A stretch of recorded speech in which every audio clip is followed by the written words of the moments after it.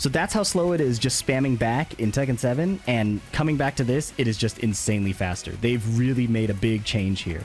And honestly, I think it's for the better. I think it's more beginner friendly, and it's not game warping at a higher level. If you're a normal person and you got a Tekken 8 beta code tonight, you're probably logging on, trying out your old character, or trying out a new character, learning some combos, getting into matches, you know, very normal Tekken player things. We're not doing normal things on this channel.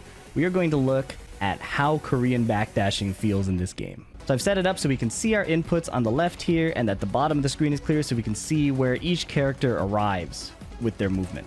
In my last video during the closed network test, which was kind of like, I guess, an alpha, wasn't quite a beta, we tested each character's backdash and how it felt to cancel them. Some of the feedback that the Tekken team got was that backdash canceling felt really clunky, and that was my assessment as well. You could still backdash cancel, but in order to do it, you had to really hold back for a really long time. So thanks to the new display, we can see how many frames we're actually holding back for with our backdash. And for Jin, it felt like I got the max distance if I held it for 14 or 15 frames before doing the cancel.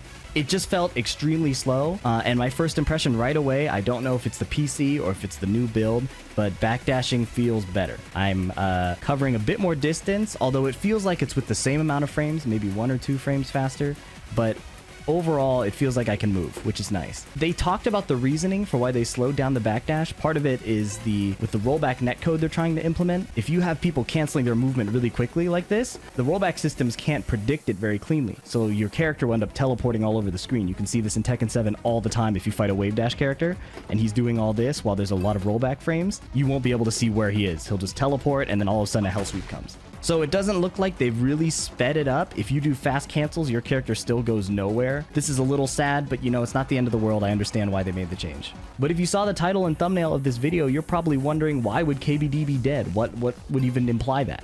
During all of the cracking a week in advance, because they let us preload the game for some reason and people immediately cracked into it, I saw a clip that really scared me. And it was just a dude doing this.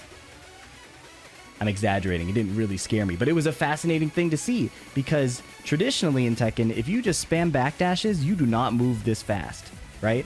If you've ever played an older Tekken, Tekken 7, Tag 2, any before, if you try to spam that back input, your character moves like this. Like, no exaggeration, it's really slow. That's the reason the Korean backdash came about in the first place, is that they discovered in this engine that although you can't spam the same movement over and over again, if you cancel it with another movement, in this case a crouch, then you can do the first movement again a lot faster. So backdash, crouch, that's the mechanics of how the Korean backdash came about. So this seems like a huge departure from what we know in Tekken. The ability to spam backdash like this and get a reasonable amount of distance in a pretty decent amount of time is brand new. One of the most alarming things to me, I think right off the bat, is if you look at how fast it takes to do 4 backdashes, 1,000, 2, 1,000, he gets about like 2 backdashes a second, maybe a little faster, and the distance covered is right to the edge of the ring here, right? Now, if I do my cancels, 4 backdashes doesn't really get me there unless I get the real full distance. 1, 1,000, 2, right? So I can get there a little bit faster with a good KBD, but, you know, this is not exactly slow. Like, it's no longer ridiculously, uselessly slow to just spam back. I don't know how this change feels. Personally, I don't think it's that bad. I think as long as it is weaker than using the cancel, you've created this ability for lower level players to access movement-based gameplay, right? They're not going to be fast enough to just invalidate this skill that's developed, but they're able to immediately start accessing the part of the game where you're spacing, right? Like, oh, this move is going to whiff at this range, so if I can just get my backdashes out, maybe I can get a whiff punish. I think that's a cool thing to introduce to a player early. And the more a player is interested in that kind of gameplay, the more they will naturally probably want to learn the cancel, right? Like, oh, I really enjoy the part of the game where I bait them with my movement and then hit them when they whiff. How can I do that even better? Oh, you can learn this cancel and really create space a lot more freely and really create opportunities just by moving around, which for many people is the coolest part of Tekken. It's one of the most unique parts of the game. So in terms of this straight back input, I can't say I'm a hater. I think this is kind of cool. It reminds me of kind of like Special Style. You get people playing the cool parts of Tekken a bit sooner. But just like Special Style, it's not good enough to replace the regular gameplay. I think I'm kind of a fan of that, honestly. I think that the more accessible Tekken is to many different audiences, the more hype we get around the really professional play, the more respect people can have for the really good players. As for how the backdash feels since the previous network test, again, it's so hard to say if it's because I'm on PC instead of PS5 this time. The PS5 has a lot more delay. It felt way more clunky. It felt like I had to drag my stick like this just to get that full backdash. This time around, it feels like I can move kind of like I'm in Tekken 7, but the distance covered does feel slower. Like around 4 backdashes, if I move 4 backdashes and then try to run, the character only gets like 1.5 steps, right? You see that? He only takes like 1.5 steps, maybe 2, before he collides with the other character. Usually in Tekken 7, if you did 4 backdashes with Jin, you would probably get to like the running tackle where you mount them. But in this case, I don't even know, is it still in the game? No, I don't even think they have the running tackle to mount them anymore, because I know they took out the unblockable tackle. So maybe that's irrelevant. But I did know that you would get at least 2 to 3 steps, which is enough to initiate the tackle. So I booted up Tekken 7 just to show you a comparison with how slow it is if you try to spam single backdashes.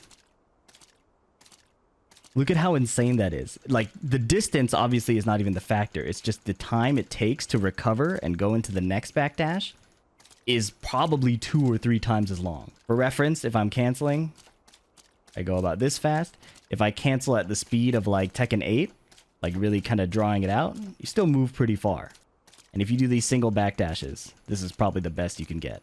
I actually want to open up the arena stage and just give kind of a reference point for how far each backdash seems to go. Now, given the arena stage in Tekken 8 isn't the exact same size as the arena in Tekken 7, as far as I know, but I think you could just see by how far the character actually moves with each single backdash that even though movement feels pretty good in Tekken 8, I think it's pretty nerfed. So with 4 backdashes, you get to full screen, like the characters are at the portraits, right? They're at their portraits, it's a little zoomed out. You get 3 steps and then a running tackle. That's how far 4 backdashes will take you. So that's how slow it is just spamming back in Tekken 7, and coming back to this, it is just insanely faster. They've really made a big change here. And honestly, I think it's for the better. I think it's more beginner friendly, and it's not game warping at a higher level. You're still going to get so much more flexibility moving around like this, and canceling your movement, and being able to space out, play with different timings, like make your defense and your offense less predictable. This is not going anywhere. That said, I'm still a little disappointed that it just feels so much slower than Tekken 7. Tekken 7 was already known for not really having a good backdash, not really having good movement, and Tekken 8 has continued that direction of making it hard to move backwards. Now, there's a whole can of worms of an argument to be made for why Tekken 7 devolved into kind of this backdash heavy style. And a lot of it is just a lot of the tools in Tekken 7 were nukes. You were fighting against nukes most of the time. If you got low parried, you would get blown up. If you got counter hit, you would get blown up. In Tekken 7, counter hits would launch on trade as well, so in general, attacking just wasn't safe. It made more sense to move around and see if your opponent would make a mistake, and if they wouldn't, finding small, low commitment pokes and then just disengaging. That's the reason most people played a heavy backdash in Tekken 7. With the changes they've made in Tekken 8, such as changing low parry, reducing the amount of counter hit launchers, is it necessary that forward and backward movement is weakened even more? I'm not sure. The game has way more aggressive tools, and luckily, they give you a lot of options with sidestepping. In general in this game, it's a lot easier to sidestep what your opponent is trying to do. I can't actually record it here, but you'll see it in plenty of matches that it's easier to sidewalk left Kazuya's mix-ups. It's easier to make the lateral movement hard reads in this game. But Tekken has always been a game where you control your opponent's options with your spacing, and the ability to move freely means that these threats are going offline and online at a rapid pace, right? Jin is a great example of this range discrepancy because he can play at ranges where he can kick you and nothing you do can hit him, right? So as long as you're in his threat range, which he controls with his movement here, you are at risk of getting counter hit.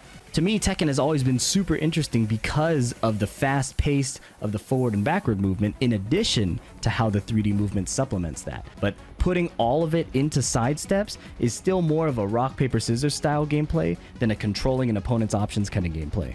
Neither is better than the other inherently, but I think that the interesting part of Tekken has come from being able to move back and forth really, really quickly.